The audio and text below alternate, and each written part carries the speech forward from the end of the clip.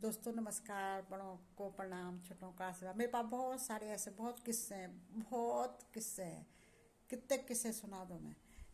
अम, एक बार मैं अपने बड़े वाले जेठ जी के वहाँ गई थी। मेरे बड़े जेठ जी सेंट्रल स्कूल प्रिंसिपल थे, तो वो बेलगांव कर्नाटका में रहते थे। तो वहाँ उन्होंने बुलाया था कि यहाँ आ जाना। तो मैं 4-5 महीने उनके पास रही। तो मैं गई वहाँ वहाँ गई तो वहाँ सब एयरफोर्स का एरिया है। और अब सब भैया वही हैं, एयरफोर्स वाले सब वही रहते हैं। वहाँ जाना तो पहले ही दिखाना पड़ता है। फिर जेठ जी ने कहा होगा, तो ऐसे ऐसे करके हम चले गए। तो बेलगाम से भी थोड़ा सा 15 किलोमीटर आगे सामरा सामरा जगह है, कोई सामरा। तो वहाँ एयरफोर्स का है बिल्कुल। मतलब गांव का जैसा इलाका है एयरफोर्स का। अब वहाँ ज़्यादा कन्नड़ मलयालम ऐसे लोग रहते हैं, उनको तो हिंदी आती ही नहीं है। अब हम ठेठ पहाड़ी वाला हुए, और वहाँ या तो अंग्रेज़ी चलती है। अंग्रेज़ी हम ABCD अलावा कुछ और नहीं, कुछ आता ही नहीं है। हिंदी में पढ़ा रखा हमने, संस्कृत पढ़ी है। अब एक बार क्या हुआ कि गीजर खराब हुआ और कुछ नल भी खराब हो रहा था।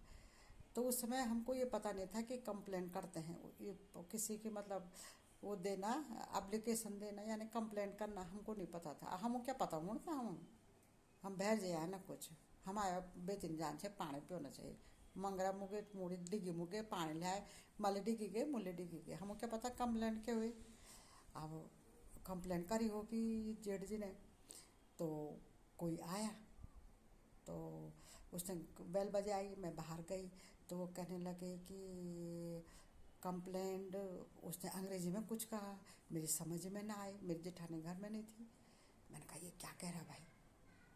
और वो कंप्लेंट कंप्लेंट कर रहा हो, गीजर और वाटर, पता नहीं क्या बोल रहा हो, मेरी समझ में नहीं आई।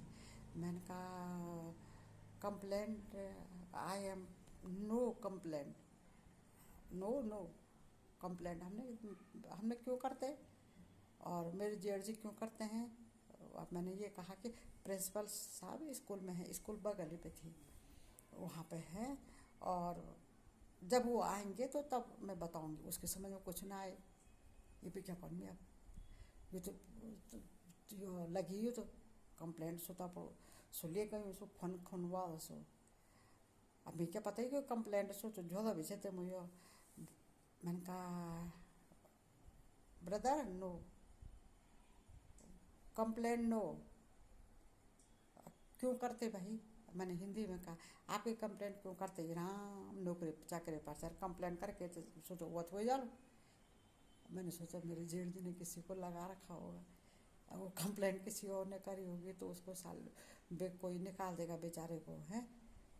और मैंने कहा नहीं नहीं नहीं भैया नहीं, नो। अब वो बड़ी देर तक वो बड़बड़ बड़बड़ बड़बड़ का सब बोनो कुछ बिगुनो कुछ, बड़ी देर हो गई। तो मैंने कहा आप जाओ, और जब जेठ जी आ जाएंगे तब आना। अब मेरी जेठानी आई, कहने लगी कि बिनू कंप्लेंट वाला आया था। मैंने कहा हाँ दीदी, देखा तो जेठ जी ने कंप्लेंट क्यों करते किसी की, आया था भाई वो कह रहा था कंप्लेंट कर रखी है। कल तूने क्या कहा। मैंने कहा नो भाई। अब मैं क्या बोलती, अंग्रेजी मुझे आती नहीं है। मैंने कहा गो गो। कहने लगे अरे बुद्धू, वो गीजर खराब नहीं हो रखा है और नल खराब नहीं हो रखा है, उसकी कंप्लेंट। तो दीदी यहाँ कंप्लेंट कहता है उसको। वो कहने हाँ, कहने एप्लीकेशन लिखनी पड़ेगी फिर। तो मैंने कहा मैं हिंदी में लिख देती हूँ। हिंदी में तो सेवा में श्रीमान जो भी है वो उसका वो लिख देंगे। कहने लगे नहीं नहीं।